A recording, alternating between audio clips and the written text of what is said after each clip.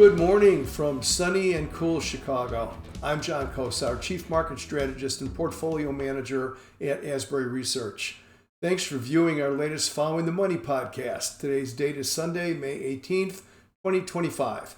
Before we get started, just a little bit of information about us. Asbury Research is a registered investment advisor. We're an RIA, and we have been providing both investment research and asset management to individuals and professional money managers since 2005. So this is our 21st year in business.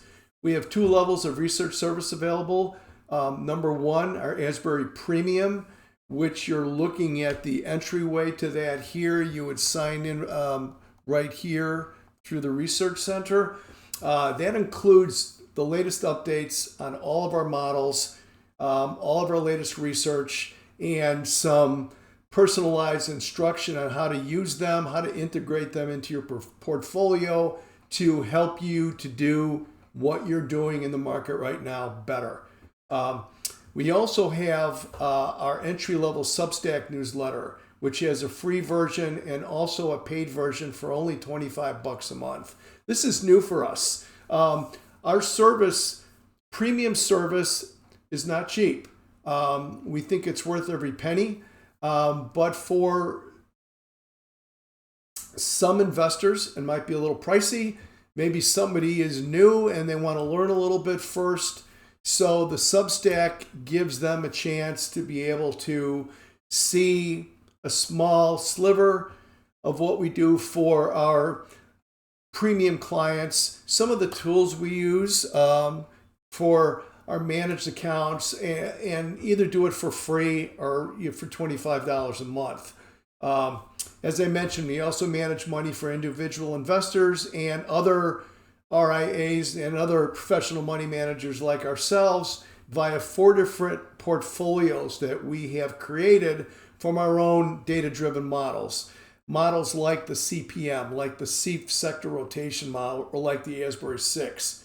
Each of these portfolios offers a different risk-reward profile for people that are okay with risking a little bit more, or for people that maybe don't even want to be in the market, but they have to be because they're older and they need to earn a return on their savings, on whatever money that they have. So we've got a spectrum of them. Contact us via the contact tab right here at asburyresearch.com to request a prospectus on these. We have 4 different prospectus for these portfolios, and we'd be happy to get on a Zoom call with you or a phone call if you don't like Zoom, and just explain to you how they work and how to get started with us. Now let's move to why you're here. We're going to look at some research. We're going to look at some ideas. Today's podcast, our focus is on the pretty scary U.S. stock market collapse that we had between the middle to later part of February and the beginning of April, and then the crazy euphoric move higher that we've had since then, actually back to new highs for the year. We actually finished the week up for the year, and we were down about 19%, I believe, at the lows back in April. So it's been a crazy year. We're going to take a look at a few things and try to determine what all this volatility means for the trend and may portend for the rest of the year. Okay, so let's get going. We're going to start off with our Asbury 6. This is probably what we're known for. I'm on Schwab Network. I'm on IBD. We give a twice a year educational webinar for Fidelity Investments, and everybody who sees us in those venues knows about the Asbury 6. The Asbury 6 is a daily data-driven gauge of the U.S. stock market's real internal health according to 6 diverse metrics, which we selected via quantitative backtesting. What happened was this. About a decade ago, give or take, the market changed. It was a lot more volatile day to day. We're getting a lot more these days where it opened 50 and it closed down 30 or 40. Now you're having days where it opens 100 higher and it goes back to unchanged by 10:30 in the morning, and it might be 70 or 80 lower by the end of the day. It's a lot harder to try to determine where you should be positioned, how you should be positioned by looking at the S&P 500 and a stochastic indicator or a MACD or some kind of out-of-the-box tool.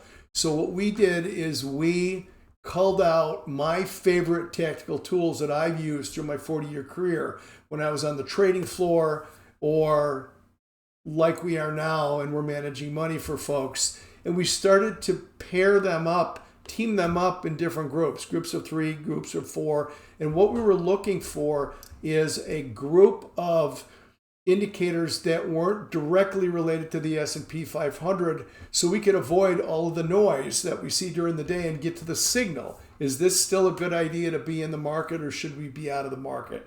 So we came up with the Asbury 6. 4 or more of these metrics, these 6 metrics, is a positive signal for the Asbury 6. It's updated every day after the close, about 2 hours after the close, which is when we get the data. If 4 of these turn back to red of the 6, that's going to be a negative signal for us. You can see, well, one of the most recent negative signals that we had was, I believe, February the 21st. So it didn't get us out at the dead top, but it got us out pretty close. Right now, everything is green. You can see all the dates and the individual constituent cells here are between the 23rd and the 24th. So the S&P 500 switched back to green, back to positive on 4/23. Since then, the S&P is up by 11%. Year to date, the Asbury 6 has outperformed the S&P 500 by 2.1%.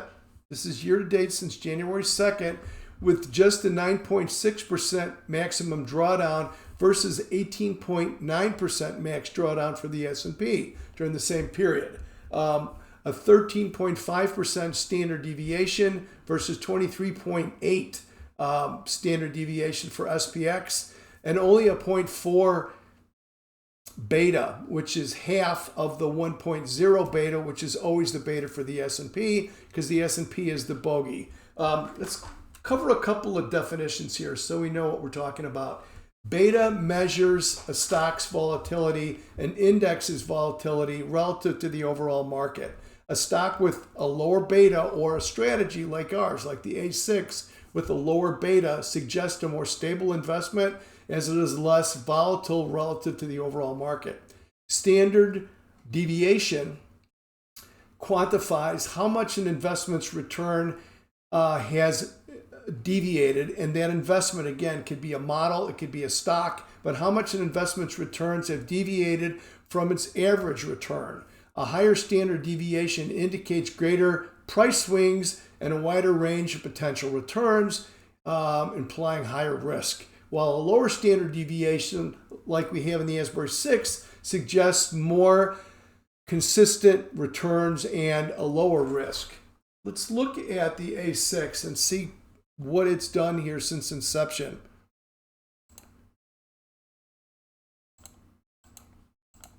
So this is the A6 starting back in Q4 of 2017. A6 is in green. S&P 500, or the SPX is the ticker, that's in blue. You can see since inception, really the worst it's done is to just dip underneath the S&P 500 for very short periods of time, but most of the time it's done quite a bit better than the S&P 500. It's doing better than the S&P now. Again, year to date, outperforming by 2.1%. So what's the drawback? Well, it's pretty active. It trades about 11 round turns a year. But if you're using it as an indicator, just to tell you when you should be pulling back on your equity exposure or putting more equity exposure out there, it's a very good tool. If you're an active trader, if you don't mind that kind of activity, it's been a very safe way and profitable way to trade the S&P 500 for 7 years. The next thing we're going to look at, so takeaway here as we go back. Asbury 6 is positive. It's been positive since the end of April. So far, it's caught an 11% move off the bottom. The next thing we're going to look at is sector rotation via our SEAF model. SEAF is an acronym. It stands for Sector ETF Asset Flows. SEAF. It's a completely data-driven sector rotation model. We built this to quantitatively identify long and overweight opportunities in market sectors by following the money around the 11 sector spiders. I actually built this maybe 7 or 8 years ago, the first version of this, because sector rotation sped up. Those of you that use sector rotation, you're well aware of this. It used to be that a sector rotation may last a quarter or two. A sector or two sectors would move out in front, and they'd outperform for long enough period of time where it was easy for you to get in and out and still be able to come away with a profit. It's not that way anymore. Sector rotations now are 6 weeks instead of 12 weeks. Or I should say, 12 weeks, if not more. So we needed to either stop doing sector rotation or come up with a better way. So we built an algorithm that measures the velocity of money as it moves around these 11 sector spiders, which if you put them together, it's the S&P 500. And we do it in 3 different time frames, and then we came up with a scoring system. So the SEAF model is always invested in the top 3, and we're avoiding the bottom 3. Right now, our top sector is technology, and we're going to take a look at that in just a moment. According to hypothetical backtesting, since inception in the middle of 2018 through the present, the SEAF model has outperformed the S&P 500 by 7% on an annualized basis. It doesn't outperform every quarter. It doesn't outperform every year. But the years that it doesn't outperform, it stays very close to the S&P 500 with a little less risk and slightly lower standard deviation, a lower beta. We talked about those a minute ago, and a 4.5% lower maximum drawdown, again, when you compare it to the S&P 500. Here's what that chart looks like. So here's SEAF. This is the SEAF model since end of June of 2018. SEAF is in green, S&P 500 is in blue. And you can see it generally stays with the S&P 500, except when there are periods when there is a breakaway sector or two. 1 or 2 of those sectors starts outperforming the pack. That's when we can really do some good in terms of how this acts relative to the broad market. And you can see the outperformance here by the green line over time that really kicked in around 2022. That was after the Fed came in and kind of rescued the market from COVID and put, you probably recall, Chairman Powell came out and said that we were not going to let asset prices deteriorate any further. And a couple of sectors, I believe they were XLK and they were XLC. Both of them took off, and that's where we got this outperformance, and we've been able to hold it and build on it throughout. Let's go back here and see where we are right now. Technology right now is the top ranked sector according to our model, and we're going to go look at the chart here. So here's XLK. So these arrows, these are our own charts. These are our kind of working charts. They're not very pretty, but they're very functional.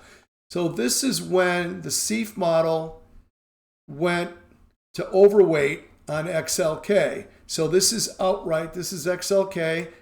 That is the 28th of April. Since the 28th of April, we caught a 11.2% move outright higher in XLK.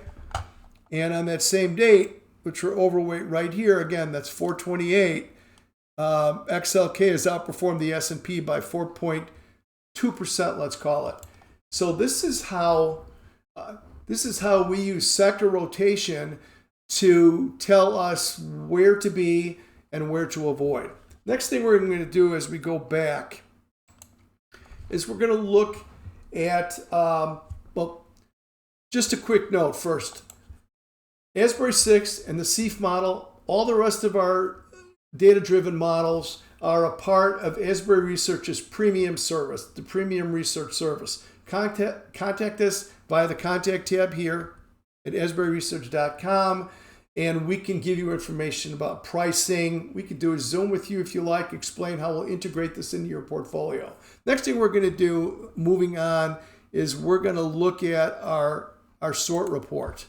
So let's go back here quickly. So this is asburyresearch.substack.com.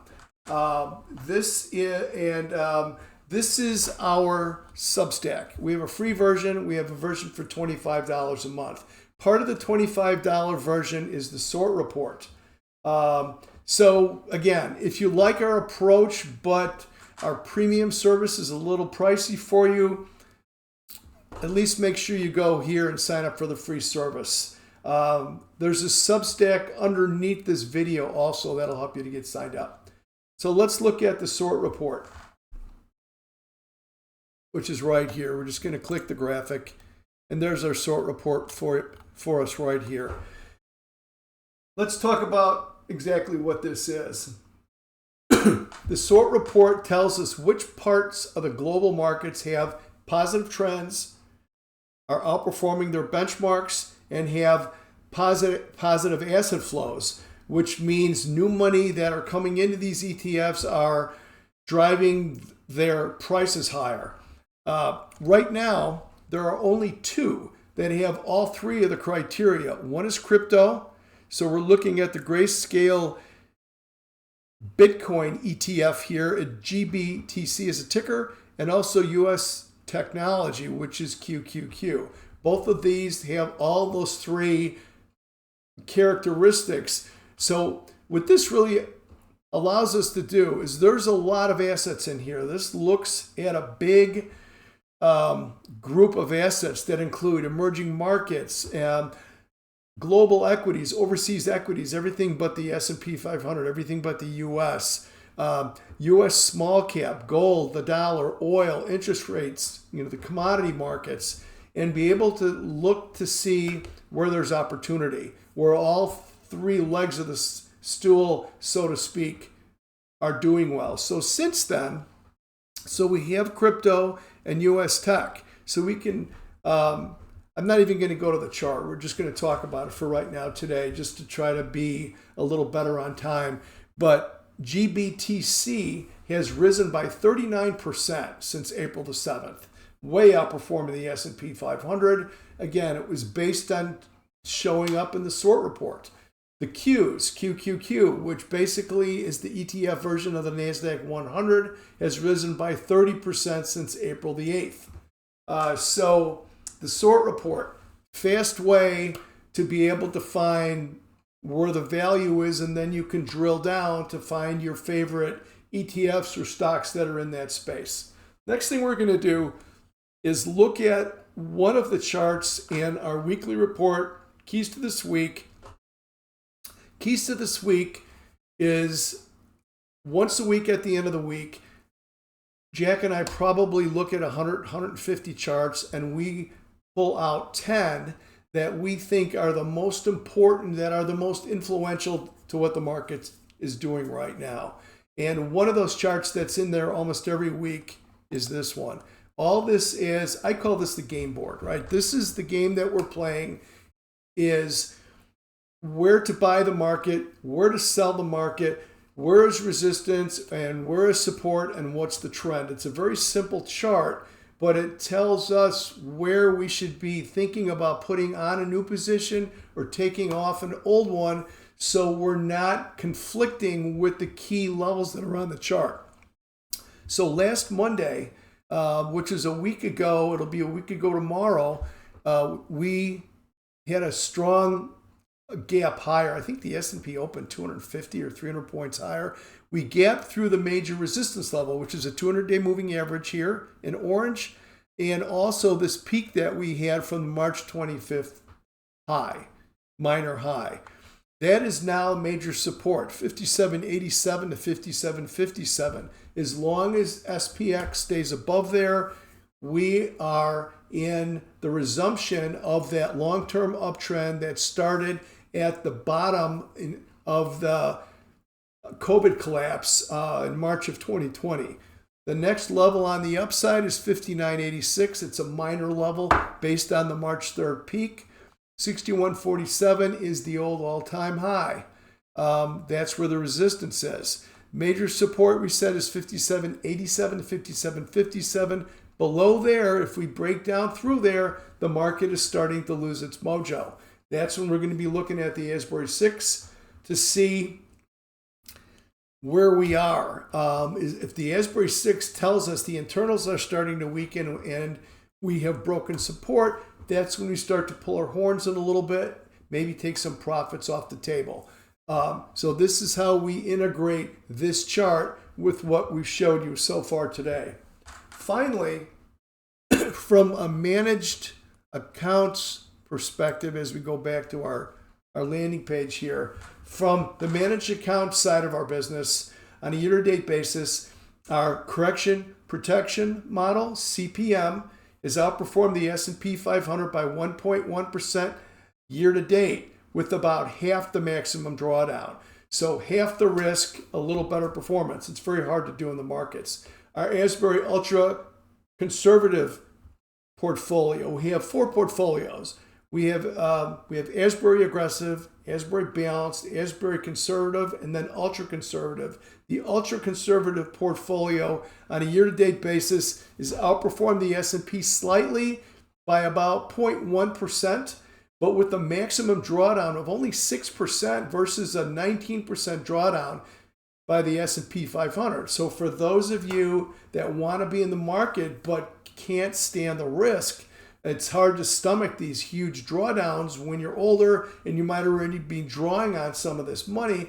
Ultra conservative portfolio is a way where you can kind of have your cake and eat it too. So again, if you're interested in our managed accounts, contact us via asburyresearch.com and request further information. We'll send you a prospectus on these various portfolios that we offer. So there you go. That wraps up our latest Asbury Research is Following the Money podcast. Our next one is tentatively scheduled 2 weeks from today on Sunday, June the 1st.